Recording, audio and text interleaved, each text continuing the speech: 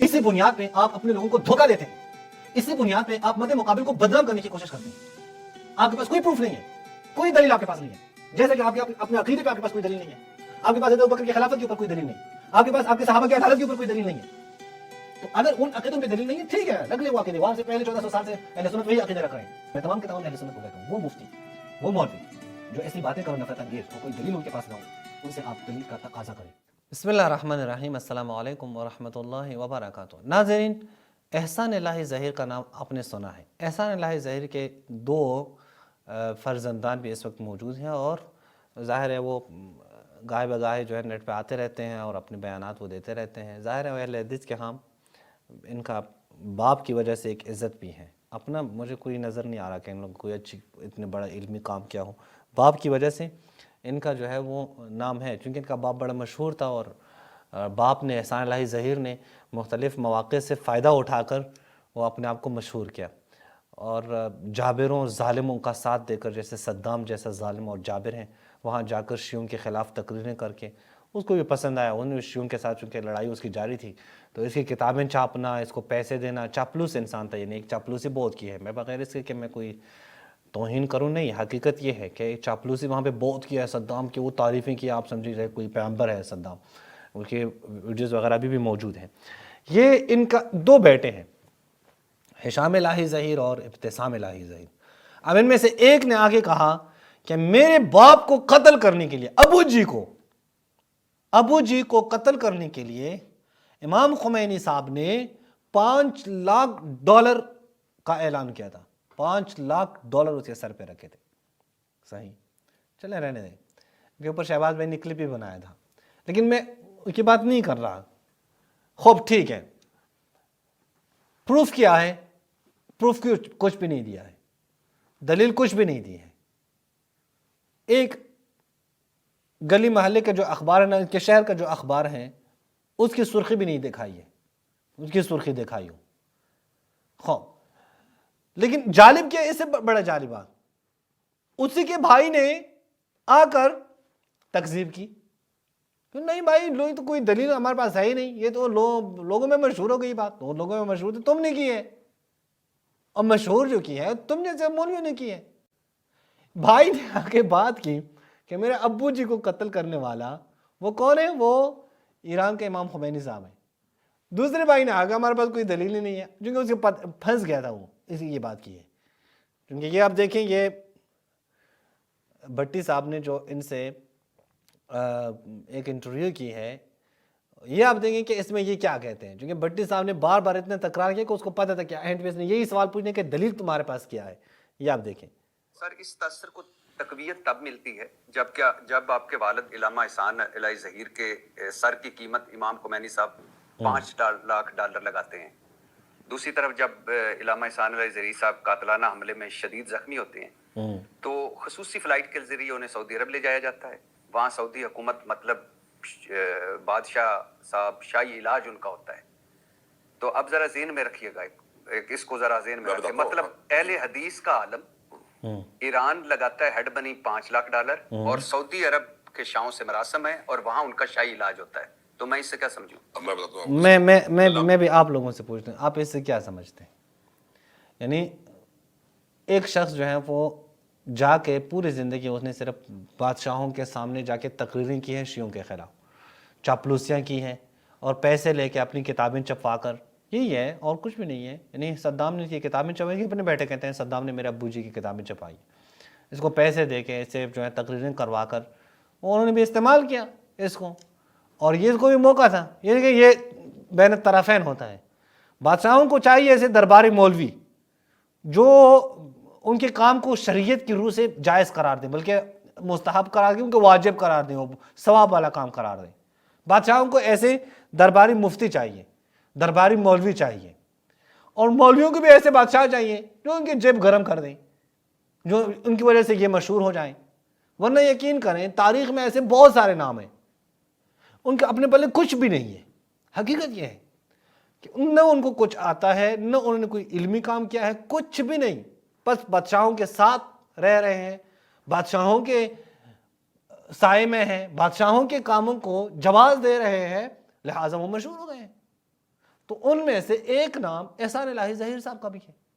اب یہاں پہ یہ بھٹی صاحب نے پوچھا کہ دیکھیں یہ واحد مولوی ہے کہ یہ جب زخمی ہو جاتا ہے تو اس کو فوراً سعودی عرب لے کے جایا جاتا ہے، اور پروٹوکول کے ساتھ ان کا جو ہے وہ سعودی عرب بڑا پروٹوکول بھی ان کو ملتا ہے، نیز وہاں پہ لے جا کے شاہی علاج کیا جاتا ہے۔ کیوں؟ پاکستان میں دیگر مولوی نہیں ہے، قحط مولوی ہیں۔ سعودی عرب کو پاکستان کے مولویوں سے اتنی محبت ہے یا پاکستانیوں سے اتنی محبت ہے کہ پاکستان میں کوئی مولوی زخمی ہو جائے تو فوراً وہاں سے طیارہ آ جاتا ہے، اس کو لے کے جا دیتا ہے کہ یہ سعودی عرب میں اس کا علاج ہو جائے۔ ہاں واقعی جو سعودی عرب گئے ہیں، جو وہاں پہ رہ رہے ہیں، ان کو پتہ ہے پاکستانیوں سے سعودی عرب کی کتنی محبت ہے، وہ واضح ہے۔ یہ بات تو بالکل بھی نہیں چلتی، یہ بات تو بالکل جھوٹ ہے۔ اب یہ ہے کہ کیوں کیا جاتا ہے، وہ ظاہر ہے، بالکل بات ہی واضح ہے، لیکن اب دیکھیں کہ آگے یہ کیا کہتے ہیں۔ شہید کو صرف سعودی عرب سے علاج کی آفر نہیں تھی، صدام حسین صاحب نے بھی یہ بات کہی تھی کہ آپ ہمارے ملک میں آ کے علاج کروا لیں۔ اس طرح دنیا کے اور دیگر ممالک سے بھی ان کو یہ بات کہی کہ آپ ہمارے یہاں پہ آ کے علاج کروا لیں۔ کیوں؟ اس لیے کہ بطور عالم دین جب انسان ایکسل کرتا ہے اپنی تحریروں کی تقریروں کی وجہ سے، تو اس کے محبین کے اندر بہت سے ایسے لوگ شامل ہوتے ہیں سیاسی طور پہ مختلف مقامات سے رسول رکھتے ہیں۔ میں اس کی آپ کو حالیہ دور میں مثال دیتا ہوں۔ اچھا یہ آپ دیکھیں، اب پہلی بات یہ دیکھیں کہ پاکستان میں کوئی مولوی بھی نہیں تھا۔ ہاں یہ جو آپ کہہ رہے ہیں کہ صدام حسین، وہ آواز ہے، صدام کو بھی چاہیے تھا ایسا شخص جو تکفیری ہوں، جو آ کے تقریریں کریں شیعوں کے خلاف، اور ان کو بھی چاہیے تھا جنہوں نے ان کا علاج کیا، پھر تو ظاہر ان دونوں کو چاہیے تھا۔ تو آپ کا ابو جی بڑا زبردست استعمال ہوا ہے اور اسی وجہ سے وہ مشہور ہوا ہے، باقی کچھ بھی نہیں ہے۔ ایسے کوئی کتابوں سے نہیں لکھے کہ بڑا علمی تبحر کیا ہو، نہیں، جائیں ابھی کتابیں ان کی دیکھ لیں کہ کتنی تدلیسات سے انہوں نے کام لیا ہے، کتنا مدلس ہے آپ کے ابو جی، کتنے روایات کو کاٹ کر، اقوال علماء کو کاٹ کر وہ بیان کر رہا ہے، اور اسی سے نتیجہ اسی پہ تحلیلیں کر رہا ہے۔ تو لہٰذا آپ یہ جو آپ کہہ رہے ہیں کہ آپ کے ابو جی کو پتہ نہیں وہ معتقدین موجود تھے، یہ پاکستان کا کوئی اور مولوی نہیں تھا کہ جس سے محبت ہو سعودی عرب کو؟ کوئی مولوی ابھی تک نہیں ہے کہ جس کے لیے سعودی عرب کا دل دھڑک رہا ہو یا صدام کا دل دھڑک رہا ہو۔ صدام کو اسی مولوی سے محبت تھی، یعنی یہ تو واضح ہے۔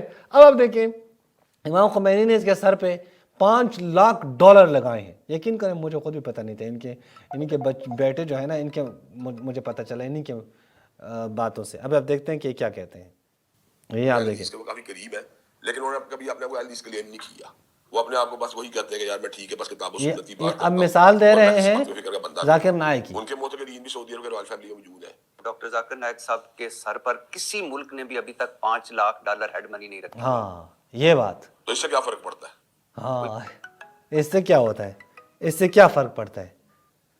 ڈاکٹر ذاکر نائک صاحب کے سر پہ کس نے، ان کو انہوں نے ٹیررسٹ قرار دے دیا، ٹیررزم ہم بھی قرار دیا۔ یہ مختلف صورتیں ہوتی ہیں نا، یہ کوئی ایک صورت تو نہیں ہوتی کہ جس کے ہیڈ منی لگی صرف وہی ان کو چپ رہا ہوگا۔ کئی لوگ کہیں گے کہ ہم نے اپنے ملک میں خود حال نہیں ہونے دینا، یہ بندہ ایکسٹریمسٹ ہے، یہ ٹیررسٹ ہے۔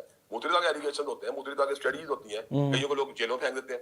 ہماری پوری تاریخ ہے ائمہ دین کی جنہیں جیلوں سے گزرنا پڑا ہے۔ اس کا مطلب یہ دیکھیں ایک نہیں طریقہ ہوتا کسی کو ٹارگٹ کرنے کا۔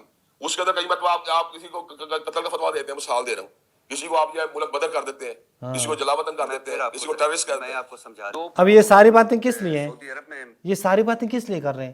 یہ ساری باتیں صرف اس لیے کریں تاکہ یہ بتا دیں ہاں میرے ابو کے سر پہ امام خمینی صاحب نے $5 لاکھ جو ہے وہ رکھے تھے کہ کوئی اس کو قتل کرے تو $5 لاکھ ملیں گے۔ صحیح، میں اس پہ کمنٹس نہیں کر رہا ہوں، شہباز میں نے بڑے اچھے کمنٹس اس پہ کیے ہیں۔ یہ صرف یہ تلقین دینے کے لیے کہ ہاں بالکل یہ بات ہوئی ہے۔ اب چونکہ سامنے سے بھٹی صاحب، میں جب دیکھا تھا مجھے پتا تھا کہ بھٹی صاحب نے آخر میں یہی پوچھنا ہے کہ تمہارے پاس کیا دلیل ہے، کیا دلیل ہے کہ امام خمینی صاحب نے وہ $5 لاکھ لیے۔ اسے بھی پتا چلا کہ یہ جو بار بار، اب جو بھی جا کے انٹرویو دیکھیں آپ کو معلوم ہو جائے گا، اس کو پتہ چلے بار بار کہتے ہیں امام خمینی نے، ایران نے $5 لاکھ مقرر کیے ہیں، $5 لاکھ۔ اس کو پتہ چلا کہ اب اس نے مجھ سے پوچھنا ہے، لہٰذا قبل اسے کہ بھٹی صاحب جواب دیں، انہوں نے اپنے بھائی کی تکذیب کر کے سارا جو ہے نا وہ بات سامنے، حقیقت واضح ہو گئی ہے۔ اب آپ دیکھیں، ملتا تھا آپ کے والد صاحب کو، اللہ ان کو جنت نصیب کرے، وہ ایران میں کیوں نہیں ملتا تھا؟ میں نے پہلے آپ کو بتایا مولانا صاحب ایران میں ملتا ہے، چلے یہ یوں ہی بات کر لیتے ہیں، مولانا کو ملتا ہے ایران میں۔ مولانا صاحب کے سر پر اب اگلی طرح سن لیں بات، اب آپ کو چونکہ آپ نے بات کی تو آپ کو تھوڑی بات بتا دوں، وہ تو خود دورہ ایران کی دعوت آ چکی ہے آفیشیل، آ چکی ہے، بالکل آ چکی ہے۔ میں کیوں یہ بات آپ کے ساتھ، یعنی میں آپ نے میرا کام آسان کر دیا آپ کو۔ اچھا اب مجھے اس سے کوئی غرض نہیں ہے کہ یہ اب دیکھیں کہ دعوت آئی ہے یا نہیں آئی ہے، یا پتہ کیا حقیقت ہے، حق نہیں ہے، شاید کسی نے دی بھی ہو، ان کوئی وہ نہیں ہے، ممکن ہے کسی نے جا کے دعوت دی ہو وحدت کی خاطر۔ اب یہ ہے کہ کیا یہ ممکن ہے کہ باپ کے سر پہ $5 لاکھ لگائیں اور پھر آپ کو دعوت نامے دیں؟ تو پہلے جا کے مولوی صاحب اپنے وہ جو دوسرا بھائی ہے، پتہ نہیں نام ابتسام ہے کیا، ابتسام الہی، یہ شاید ہشام الہی ظہیر ہے، یہ نام کبھی بھی مجھے یاد نہیں رہے کہ ان میں ہشام کون ہے اور ابتسام کون ہے۔ اب وہ دوسرا بھائی ہے نا، اس کے جا کو بتا دو کہ آج کے بعد میں یہ بات نہیں کرنی، جھوٹ مت بولنا، لیکن اسے بتا دیں گے ظاہر ہے اچھا رہے گا کہ بھائی آپ نے حقیقت تو بیان کرنی ہے، آگے آپ نے صحیح حقیقت بیان کی ہے۔ ایران کی دعوت آ چکی ہے، آپ علامہ احسان علیہ ظہیر صاحب کے بیٹے ہاں جی، لیکن آپ کے والد کے سر پر انہوں نے 5 لاکھ میں نے آپ کو بتا دیا، اس کا مطلب کوئی ایسی بڑی بات نہیں ہے، پروٹوکول کا جواب دیا آپ کو، پروٹوکول کسی کو کہیں بھی مل سکتا ہے۔ آپ سمجھتے ہیں یہ بڑی بات ہے؟ ظاہری بات ہے، اگر میری کوئی علمی صلاحیتیں ہوں گی، میرے میں کوئی گہرائی بات کرنے کی گہرائی ہوگی تو مجھے دنیا کہیں پروٹوکول مل جائے، کون سی تو چمبے کی علمی بات۔ صلاحیت۔ اچھا، آپ بیٹے ہیں علامہ احسان علیہ ظہیر صاحب کے، آپ بتا سکتے ہیں کہ یہ ہیڈ منی کیوں رکھی گئی؟ ہاں میں نے پہلے آپ کو بتایا بات ہے، تو وہ جانتے ہیں اس بات میں کہ وہ انہوں نے کیوں رکھی، مجھے اس بارے میں اس بات علم نہیں ہے، اور نہ کو یہ بتاؤں، نہ ہی میں اس فیکٹ کو جو ہے اس لیول کے اوپر دیکھ رہا ہوں جس فیکٹ لیول کا، اور آگے دیکھ رہے ہیں، یہ میں نے ایک بات سنی سنائی ہے کہ ڈاکومنٹڈ بات نہیں ہے، ہم نے بھی سنی ہے یہ بات، لیکن ہمارے کوئی ڈاکومنٹری پروف نہیں اس بات کا کہ ان کی فلاں اتنی منی لگائی گئی تھی۔ ہاں، اب واضح ہوا نا، یہ خود کہتے ہیں ہمارے پاس کوئی دلیل نہیں ہے، پروف نہیں ہے، ڈاکومنٹ پروف ہمارے پاس نہیں ہے، بس لوگوں میں مشہور ہے۔ اینڈ پہ یہی کہا نا، لوگوں میں مشہور ہے۔ اسی بنیاد پہ آپ لوگ جھوٹ بولتے ہیں، لوگوں میں مشہور ہے۔ اسی بنیاد پہ آپ لوگوں کے درمیان میں نفرت پیدا کرتے ہیں، اسی بنیاد پہ آپ اپنے لوگوں کو دھوکہ دیتے ہیں، اسی بنیاد پہ آپ مد مقابل کو بدنام کرنے کی کوشش کرتے ہیں۔ آپ کے پاس کوئی پروف نہیں ہے، کوئی دلیل آپ کے پاس نہیں ہے، جیسا کہ آپ کے اپنے عقیدے پہ آپ کے پاس کوئی دلیل نہیں ہے، آپ کے پاس حضرت ابوبکر کی خلافت کے اوپر کوئی دلیل نہیں، آپ کے پاس آپ کے صحابہ کی عدالت کے اوپر کوئی دلیل نہیں ہے۔ تو اگر ان عقیدوں پہ دلیل نہیں ہے، ٹھیک ہے، رکھ لیں وہ عقیدے، وہ آپ سے پہلے 1400 سال سے اہل سنت وہی عقیدے رکھ رہے ہیں، لیکن یہ جھوٹ تو نہ بولیں۔ بالکل آج تو واضح ہے۔ آپ کے پاس کہاں سے معلومات ہوئی کہ شیعوں نے آپ کے باپ کے سر پہ $5 لاکھ رکھے ہیں کہ کوئی $5 لاکھ، اس کو قتل کرو تو $5 لاکھ ملیں گے؟ کیا بے وقوفانہ باتیں کر رہے ہیں۔ اور ظاہر ہے کہ جھوٹ کے چونکہ پاؤں نہیں ہوتے نا، بھائی کہہ رہے ہیں نہیں کوئی پروف نہیں ہے، وہ دوسرا بھائی کہہ رہے ہیں ہاں میرے ابو جی پہ اتنے ڈالر رکھے، تو بھائی نے بھائی کو ہی جھٹلا دیا۔ یہ ان دو بھائیوں کی حقیقت آپ دیکھیں، یہ جو گلے پھاڑ پھاڑ کر کہہ رہے ہوتے ہیں یہ اور وہ فلاں، اور یہ حقیقت یہ ہے کہ یہ صرف اور صرف شیعوں کو بدنام کرنے کے لیے، اہل سنت کے عام افراد کے دلوں میں شیعوں کی نسبت نفرت ڈالنے کے لیے یہ باتیں کر رہے ہیں۔ باقی ان کی باتوں میں کوئی حقیقت نہیں ہوتی۔ اگر حقیقت ہوتی یقیناً اس کے پاس کوئی نہ کوئی دلیل تو ہوتی جو آج جو ہے بیان کر لیتا۔ اتنی بڑی بات، آپ کے باپ کے قتل ہوا ہے، آپ کا باپ، اور وہ اتنا مشہور تھا جبابرہ اور ظالم بادشاہوں کے ہاں، اور ظالم اور جابر بادشاہوں کا کتنا دل دکھتا تھا اس کے لیے، وہ قتل ہوا ہے۔ تو اگر ذرہ برابر بھی آپ کے پاس کوئی پروف ہوتے نا کہ امام خمینی صاحب نے اس کے اوپر $5 لاکھ اس کے سر پہ رکھے ہیں، تو اس کے پاس ضرور دلیل ہوتی اور ضرور اس کے پاس ڈاکومنٹس موجود ہوتے، نہیں ہے اس کے پاس، بس لوگوں میں مشہور ہے۔ لوگوں میں مشہور ہے تو بھائی کو سمجھا دو کہ آج کے بعد وہ باتیں مت کرو جس کے اوپر تمہارے پاس کوئی دلیل نہ ہو۔ اگر جو آپ کے عقیدے وہی ہے کہ جو بغیر دلیل کے ہیں، لیکن یہ جو دیگر باتیں ہیں نا وہ ایسے مت کیا کریں، وہ سب لوگوں کو سمجھ آتی ہیں۔ ادھر باتوں میں تو آپ لوگ اٹھا کے ادھر ادھر کر رہے ہیں بات، وہ سند ضعیف ہے، وہ مدلس ہے، وہ یہ ہے اور فلاں ہے اور یہ ہے، لیکن یہ باتیں تو ہر ایک کو سمجھ آتی ہیں، یہ باتیں تو ہر کسی کو سمجھ میں آ جاتی ہیں کہ آپ جھوٹ بول رہے ہیں، جھوٹ کے علاوہ کچھ بھی نہیں ہے۔ میں تمام کے تمام اہل سنت کو کہتا ہوں، وہ مفتی، وہ مولوی جو ایسی باتیں کرو نفرت انگیز اور کوئی دلیل ان کے پاس نہ ہو، ان سے آپ دلیل کا تقاضا کریں۔ یقیناً ان کے تمام مفتی صرف یہ نہیں کہ کرنٹ ایشوز پر یہ لاجواب ہو جائیں گے اور کہیں گے ہمارے پاس کوئی ڈاکومنٹس کی شکل میں کوئی پروف نہیں ہے، بلکہ یہ لوگ اپنے عقیدے میں بھی پھر آپ کو کھل کے بیان کریں گے کہ ہمارے پاس کوئی دلیل نہیں ہے۔ تب آپ کو حقیقت کا اندازہ ہو جائے گا، تب آپ کو حقیقت آپ کے سامنے آ جائے گی۔ آپ نے چونکہ پوچھا نہیں ہے، آپ نے ان سے دلیل کا تقاضا نہیں کیا ہے، اس لیے یہ لوگ آپ کو جھوٹ پر جھوٹ بول رہے ہیں، اس لیے یہ لوگ آپ کے دلوں میں ہماری نسبت نفرت پیدا کرنے کی کوشش کر رہے ہیں۔ السلام علیکم ورحمۃ اللہ وبرکاتہ۔